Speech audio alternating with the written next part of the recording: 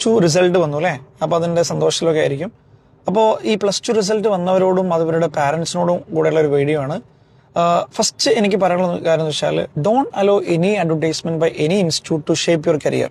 ഇത് പറയാൻ കാരണം വെച്ചാൽ, ഇപ്പോൾ നമ്മൾ പുറത്തേക്ക് ഇറങ്ങുന്ന സമയത്ത് ഒരുപാട് പരസ്യങ്ങളാണ് ഇപ്പോൾ ഉള്ളത് അല്ലേ? പരസ്യത്തെ നമുക്ക് കുറ്റം പറയാൻ പാടില്ല. കാരണം വെച്ചാൽ ആ ഇൻസ്റ്റിറ്റ്യൂട്ടിന്റെ അവരുടെ സർവീസ് നമ്മളിലേക്ക് എത്തിക്കാനുള്ള ആകൊരു മെത്തേഡ് അത് മാത്രമേ ഉള്ളൂ.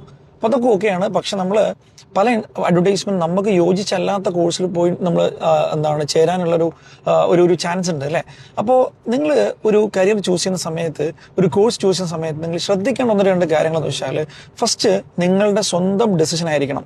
അതായത് ഏതെങ്കിലും അഡ്വർടൈസ്മെന്റോ ഫ്രണ്ട്സ് പോകുന്നുണ്ട് അതുകൊണ്ട് ഞാൻ പോകുന്നു, അങ്ങനെയല്ല. നിങ്ങൾ സ്വന്തമായിട്ട് ആഗ്രഹിക്കുന്ന ഒരു കോഴ്സ് ആയിരിക്കണം.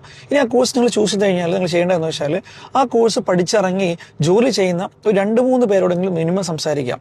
പിന്നുള്ളത്, നിങ്ങളൊരു ഇൻസ്റ്റിറ്റ്യൂട്ട് ചൂസ് ചെയ്യുന്ന സമയത്ത് ആദ്യം അവിടെ നേരിട്ട് പോയിട്ട് അവിടെ ഇൻഫ്രാക്ക് നോക്കിയിട്ട് സെറ്റാണോ, പ്ലസ് അവിടുത്തെ 2-3 സ്റ്റുഡൻസിനോട് നിങ്ങൾ എന്ത് ചെയ്യുക, നിർബന്ധമായിട്ട് സംസാരിക്കുക.